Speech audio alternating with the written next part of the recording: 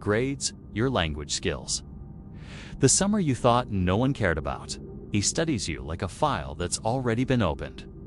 Then he asks, have you ever thought about serving your country quietly? No job description, no contract, no details, just a question that feels bigger than your future. And somehow you say yes. Weeks later, your life begins to dissolve into secrecy. Forms arrive with no logos. Instructions with no explanations. Questions about loyalty, about beliefs, about who you really are when no one is watching. Your family gets confused. You give them half-truths. That's when it starts the first lie that feels necessary.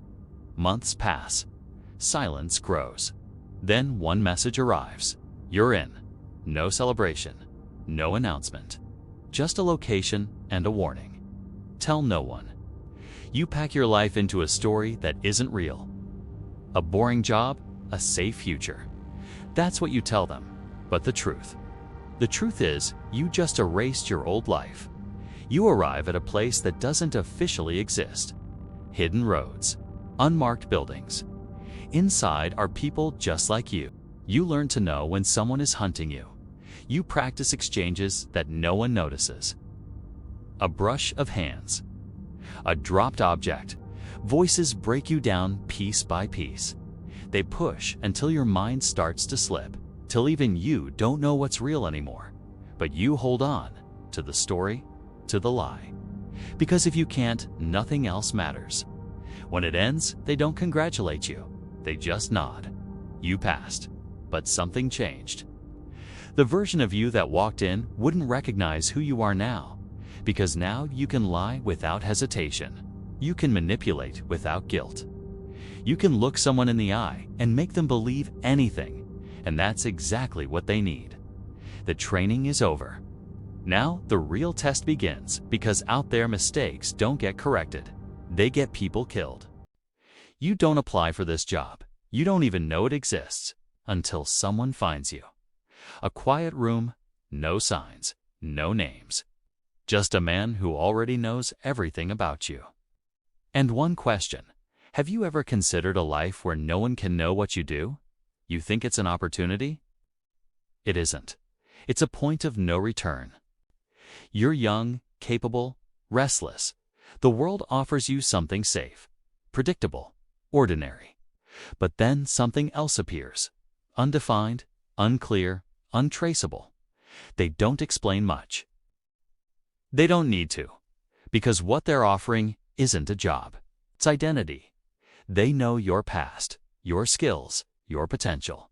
Somehow, that makes you feel chosen. So you say yes, not realizing that from this moment on, truth will become something you manage. It's not something you live.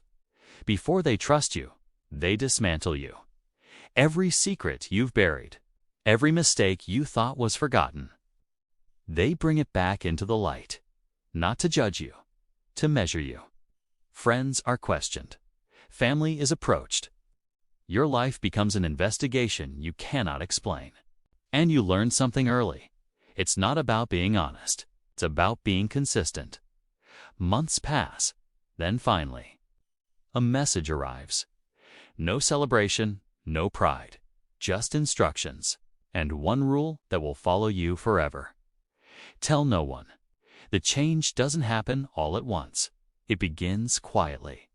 A small lie here, a vague answer there. Harmless at first. Temporary, you think? But slowly, something shifts. You begin to divide. The version of you the world sees, and the version that exists in silence. And the distance between them grows, until one day you realize you're no longer pretending. You've become both, and neither. They call it training, but what it really does is rebuild you. You arrive as yourself. You leave as someone who can disappear. You learn to observe without being seen, to move without patterns, to trust instinct over comfort. But the real skill is not physical. It's psychological. Understanding people, reading weakness, recognizing desire. Because your mission isn't to break enemies. It's to convince them, to cross a line they once believed they never would, not through force, through trust. And the more you practice, the more natural it becomes, until one day, lying doesn't feel like lying anymore. It just feels like speaking.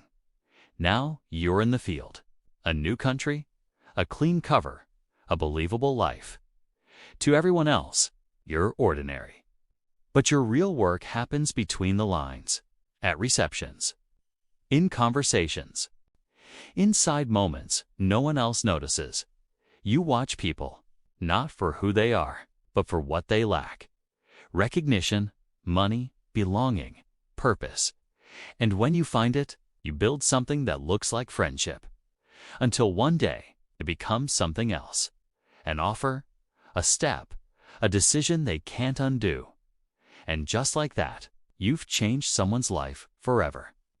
Now the pressure becomes real, because mistakes don't just affect you. Think people who trusted you. Every meeting is calculated. Every route is deliberate. Every detail matters. Because if you're wrong, someone else pays. So you adapt. You become precise, careful, hyper-aware, and slowly you become alone. Because this life cannot be explained. Not to friends, not to partners, not to anyone outside the circle. And relationships don't survive what they can't understand. Then one day, you lose someone, not publicly, not dramatically, quietly. A message, a report, a confirmation, gone, and the world doesn't stop. That's the hardest part. Not the loss, but the continuation. Because there's always another mission, another target, another decision waiting. So you learn to carry it, without showing it, without stopping, without breaking. Now you're the one making the calls, the one others depend on, the one who decides what risks are worth taking, what lives are worth saving, and what costs are unavoidable. There are no perfect decisions, only outcomes. Some you can live with, some you carry forever. And no one outside the room will ever know the difference. And then it ends, at least officially, but the habits remain. The awareness, the suspicion, the constant scanning of everything around you. You try to return to normal, but normal no longer feels real. Because after years of living in controlled chaos, silence becomes unfamiliar. And in that silence, everything comes back. The faces, the choices, the consequences, all of it. This life isn't what people imagine.